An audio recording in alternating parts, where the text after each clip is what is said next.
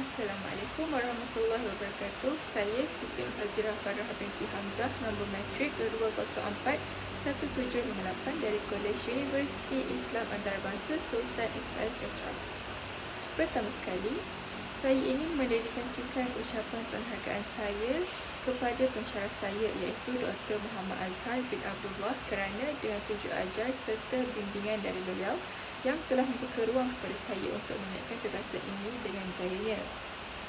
Seterusnya, saya ingin mengucapkan jutaan terima kasih kepada kedua ibu bapa saya yang telah membantu saya untuk menyiapkan tugasan ini.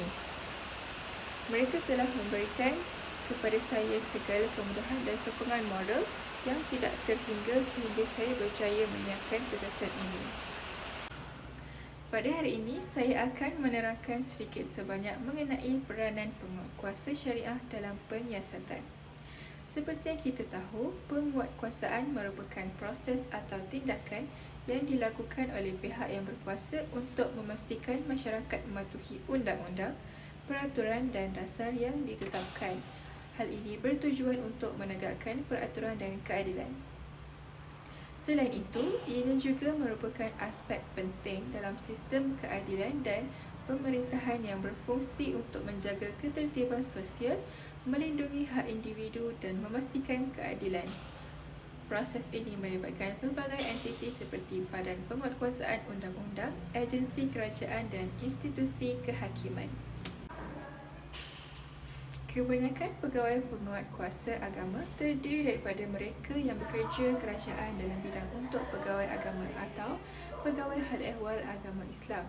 Pengambilan mereka ke dalam jawatan pegawai penguatkuasa agama atau dikenali sebagai PPA adalah untuk memenuhi jawatan yang perlu untuk dipenuhi. Oleh itu, pegawai yang terdahulu yang memegang jawatan sebagai pegawai zakat atau dakwah, apabila mereka perlu naik pangkat dan mengisi jawatan kosong kerana proses pertukaran dan sebagainya, pegawai tersebut boleh dilantik sebagai PPA. Ada kalanya perkara ini merugikan kerana proses ini memerlukan pegawai penguatkuasa agama yang berpengalaman. Di samping itu, tindakan penguatkuasaan adalah berasaskan aduan dan juga operasi. Sekiranya pegawai dibiarkan menjalankan tugas tanpa panduan serta tunjuk ajar, sudah pasti mereka akan menghadapi masalah. Seterusnya, saya akan menerangkan mengenai dasar penguatkuasaan. Dalam bahagian ini, semua pegawai penguatkuasa agama atau dikenali sebagai PPA perlu mengikut 67 peraturan yang termaktub dalam arahan tetap tersebut semasa melaksanakan tugas mereka. Tambahan pula, JAIS telah mengeluarkan arahan tetap pengarah JAIS 2003 untuk melaksanakan langkah-langkah pencegahan di bawah Seksyen 31 Enakmen Jenayah Syariah Selangor nombor 9. Kaedah-kaedah untuk mengurus dan mengawal kesalahan atau perlakuan tidak sopan di bawah tempat awam yang telah ditubuhkan pada tahun 1995. Arahan ini dikeluarkan pada 11 hari bulan Ogos 2003. Satu langkah yang boleh diambil oleh pihak kuasa agama apabila berhadapan dengan kes ini adalah mengikuti tahap kesalahan seperti memberi nasihat atau melepaskan, dan yang kedua mengarahkan untuk menghadiri kursus, dan yang ketiga adalah tindakan mahkamah. Seterusnya, fungsi penguatkuasa. Fungsi penguatkuasa ini merujuk kepada peranan dan tanggungjawab yang dijalankan oleh agensi atau individu yang bertanggungjawab untuk menegakkan peraturan dalam masyarakat. Penguatkuasaan undang-undang adalah penting untuk memastikan keadilan dan keselamatan masyarakat. Fungsi utama penguatkuasa adalah untuk mencegah dan mengurangkan kadar jenayah di dalam Malaysia ini. Hal ini kerana mereka membuat pemantauan untuk menghalang aktiviti jenayah serta menangkap individu yang terlibat dalam kegiatan jenayah, dan mereka juga berperanan dalam menyiasat jenayah dengan mengumpulkan bahan bukti dan maklumat yang relevan bagi memastikan individu yang didapati bersalah dihukum. Di samping itu, untuk perlindungan hak asasi manusia, Hal ini untuk memastikan bahawa hak-hak individu dilindungi dan tidak disalahgunakan oleh pihak lain, dan ini juga termasuk dalam melindungi hak-hak seperti kebebasan bersuara, keselamatan, hak kesamarataan dan lain-lain lagi. Sebagai contoh, tiada seorang pun boleh diambil nyawanya atau dilucutkan kebebasan dirinya kecuali mengikut undang-undang. Kesimpulannya, pihak penguatkuasa memainkan peranan yang penting dalam menjaga keamanan, kesejahteraan dan kemakmuran masyarakat serta negara. Tidak dilupakan juga pihak badan beranggota seperti polis, tentera dan sebagainya dalam membantu pihak penguatkuasa dalam menjalankan tugas.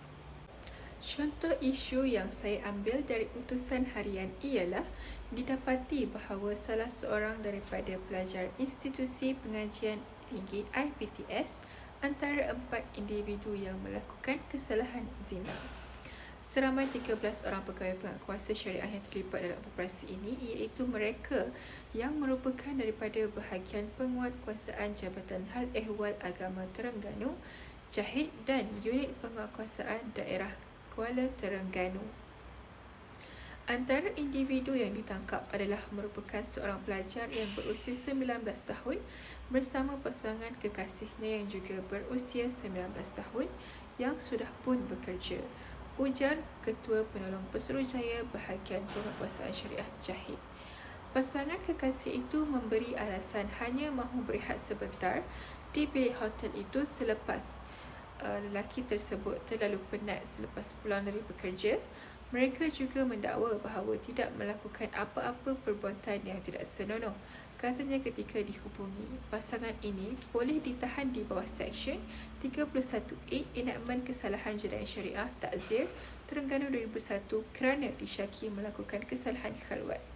Jika disabitkan kesalahan, boleh didenda tidak melebihi RM3,000 atau penjara tidak melebihi 2 tahun atau kedua-duanya sekali. Seperti yang kita ketahui, kes khalwat adalah merupakan kesalahan jenayah syariah yang paling kerap berlaku di Malaysia berbanding kesalahan jenayah syariah yang lain. Penangkapan para pesalah khalwat seringkali dilaporkan di media cetak dan di media elektronik. Malah, lambakan kes khalwat yang belum selesai di mahkamah jelas menunjukkan bahawa masih ramai individu yang tidak gentar dan takut akan undang-undang dan hukuman yang sedia ada di dalam negara ini. Setiap negeri di negara ini mempunyai peruntukan bagi kesalahan khalwat di bawah enakmen kesalahan jenayah syariah bagi negeri masing-masing. Kes khalwat merujuk kepada perbuatan pasangan yang bukan muhrim di mana mereka berada di dalam satu tempat yang sama tanpa pengawalan atau kehadiran pihak ketiga. Penguatkuasaan terhadap kes khalwat adalah penting dalam masyarakat yang mengamalkan undang-undang Islam di mana perbuatan ini dianggap sebagai pelanggaran hukum syariat Islam.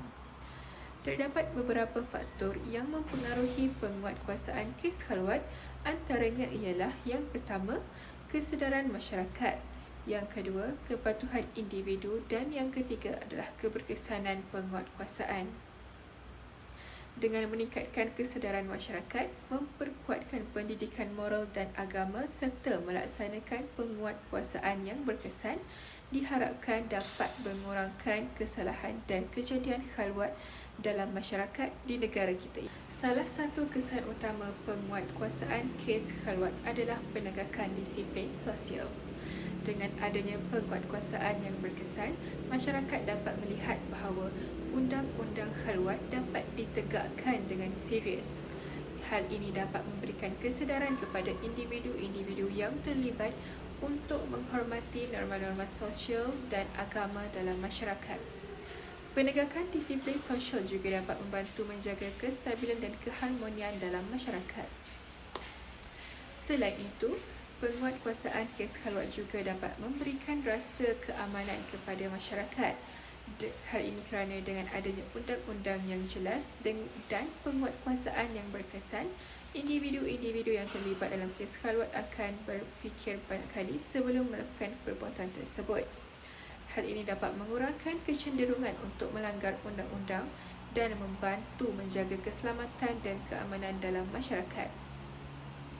Kesimpulannya, penguatkuasaan kes khalwat merujuk kepada pelaksanaan undang-undang dan peraturan yang berkaitan dengan kesalahan berkhalwat. Seterusnya, kita akan masuk kepada topik prosedur. Prosedur merupakan tata cara bagi suatu proses perbicaraan yang dijalankan di mahkamah melalui membuat pemeriksaan dan mengajukan beberapa soalan kepada defendant. Soalan-soalan yang berkenaan akan diajukan oleh pihak penguatkuasa, peguam ataupun hakim. Antara contoh kes yang boleh saya ungkapkan di sini ialah pelaksanaan saman penghutang penghakiman bagi kes ingkar perintah nafkah. Pemeriksaan ini bertujuan untuk mendapatkan apa-apa harta yang boleh digunakan bagi membayar hutang. Secara ringkasnya, tujuan utama pemeriksaan ini ialah untuk mencari jalan yang terbaik tentang cara atau kaedah suatu penghakiman itu boleh dilaksanakan ke atas penghutang penghakiman. Persoalan yang akan ditanya kepada penghutang penghakiman atau defendant semasa perbicaraan ini adalah berkaitan dengan kedudukan kewangannya secara menyeluruh. Aktiviti perniagaannya yang difikirkan boleh menyumbang ke arah pelaksanaan suatu penghakiman itu secara berkesan. Di samping itu, ianya juga sebagai satu cara yang adil ke atas penghutang penghakiman dan ahli keluarganya di mana penghutang tersebut tidak dipaksa membuat sesuatu yang di luar kemampuannya. Kesimpulannya, pegawai penguatkuasa ini perlulah mempunyai kemahiran mengenai undang-undang seperti Undang-Undang Tata Cara, Kesalahan Jenayah dan Keterangan kerana ianya merupakan suatu perkara yang penting dalam melaksanakan tugas ini. Hal ini kerana dengan adanya pemahaman tentang undang-undang, ini dapat memudahkan urusan dan mewujudkan dasar penguatkuasaan. Pihak penguatkuasa juga perlulah bersikap cekap dan adil dalam melaksanakan tugas atau peranannya agar lebih bersistematik.